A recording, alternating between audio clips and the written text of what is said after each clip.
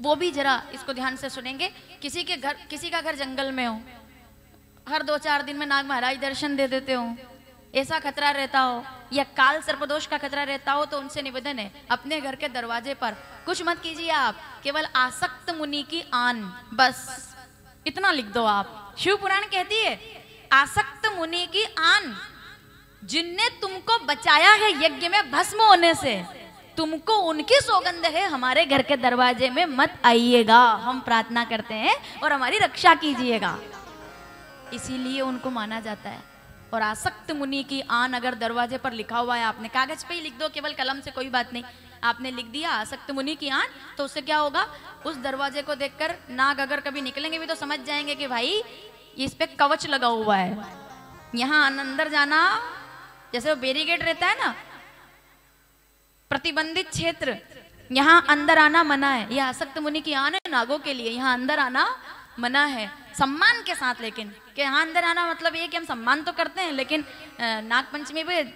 मंदिर में जाके दूध चढ़ा देंगे, पर इधर अभी दर्शन ना दें आप घर में आकर, ऐसा हमारा निवेदन है। और यही मनीषानंदन आसक्त मुनि ने नागों पर दया की और आज तक वो हमारे काम आ रहा है। तो आज नाग पंचमी यानी कि नागों का उत्सव, नागों का बहुत, आप ये तो आज हमें और भी कथाएं सुननी है, वरना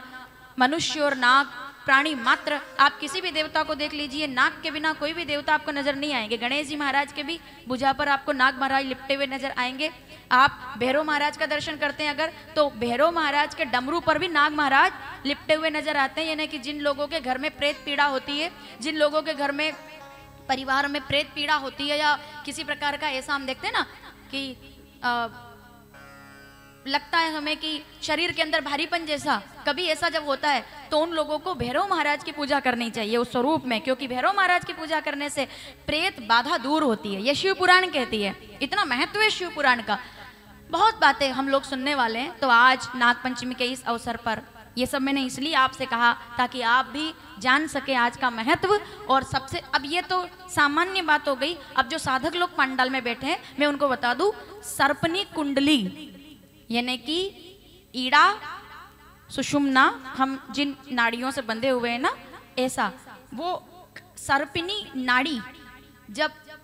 चल कर के और यहाँ तक पहुँचने का जो हमारा पूरा ज्ञान है, ध्यान में हम जब बैठते हैं तो वो सर्पिनी वही नाग के स्वरूप में कनेक्ट करता है, यानी कि यहाँ तक जुड़ने का एक जो हमारा सहारा है, यह एक जिसको कहा जाए मार्ग है, वो सर्पिनी कुंडली। कुंडली का नाम आपने सुना है ना, और कुंडली तो सब जानते हैं। तो यानी कि नाग के बिना मनुष्य का जीवन अधूरा है, इसीलिए नाग पूजा करनी चाहिए, लेकिन केवल नाग की पूजा कभी नहीं करनी चाहिए। नाग की पूजा शंकर जी के गले में जो भगवान विराजमान हैं या शिवलिंग पर जो भगवान विराजमान हैं, वही नाग पूजे जाते हैं सामान्य मनुष्य के द्वारा, क्योंकि वो सदैव हमारी रक्षा करते हैं। ऐसा ना हो कि हम अलग से नाग महाराज की फोटो लाकर उनकी पूजा शुरू कर दें, पूरा बताना पड़ता है, वरना आजकल क्या है ना, थोड़ा सा फायदा मंच से बता दे तुरंत लोग फॉलो कर लेते हैं, बोले इससे नहीं तो इससे बात बन जाएगी, तो पूरी बात बतानी पड़ती है। नाग भी कब पूजा के अधिकारी हैं, जब वो शंकर भगवान के गले में है, तो वो नाग को आप चंदन लगा करके और पूजा करते हैं, तो घर के अंदर काल सर्पदोष की जो दशा है वो समाप्त होती है।